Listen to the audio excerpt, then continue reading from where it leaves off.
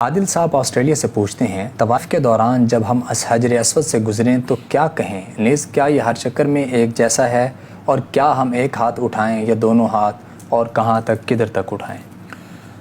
دیکھیں، جب طواف آدمی شروع کرتا ہے تو اس وقت دو کام کرنے ہوتے ہیں. ایک کو استقبال کہتے ہیں، دوسرے کو استلام کہا جاتا ہے.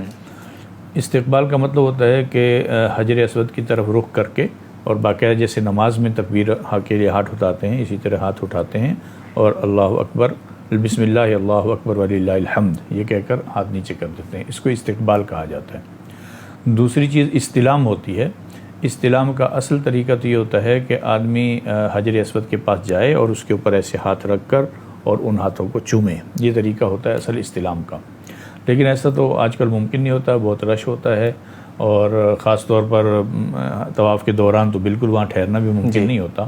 تو پھر اس کی دوسری صورت یہ بھی ہوتی ہے کہ آپ اس حجر اسود کو فقط سیدھا ہاتھ لگا دیں اور اس کو چوم لیں، یہ بھی ہو سکتا ہے. یا کوئی چھڑی وغیرہ لگا دیں، اس کو چوم لیں، یہ بھی ہو سکتا ہے. اگر اس پر بھی عمل نہیں ہو سکتا تو صرف اس کی طرف اشارہ کر کے، اس کی طرف اشارہ کر دیا جائے، اشارہ کر کے اور اس کو چوم لیا جائے، تو یہ بھی ممکن ہے. تو اس میں پھر عموماً یہ کیا جاتا ہے کہ دونوں ہاتھوں سے اشارہ کر دیا جائے. ایسے سمجھا جائے کہ جیسے میں نے حجر اسود کے اوپر ہاتھ رکھ دیے اور پھر ان کو چوم لیا. اس کے اندر بھی یہ ہوتا ہے کہ وہی والے کلمات، بسم اللہ اللہ اکبر وللہ الحمد والصلاۃ والسلام علی رسول اللہ، یہ بھی الفاظ بولے جا سکتے ہیں. لیکن یہ کام کرنے کے لیے آپ دوران طواف ٹھہر نہیں سکتے، کیونکہ طواف تو چل رہا ہوتا ہے. تو جب اگر رش نہ ہو اور ٹھہرنے کی گنجائش ہو تو بہت اچھی بات ہے، آدمی کو ٹھہر کر کرنا چاہیے.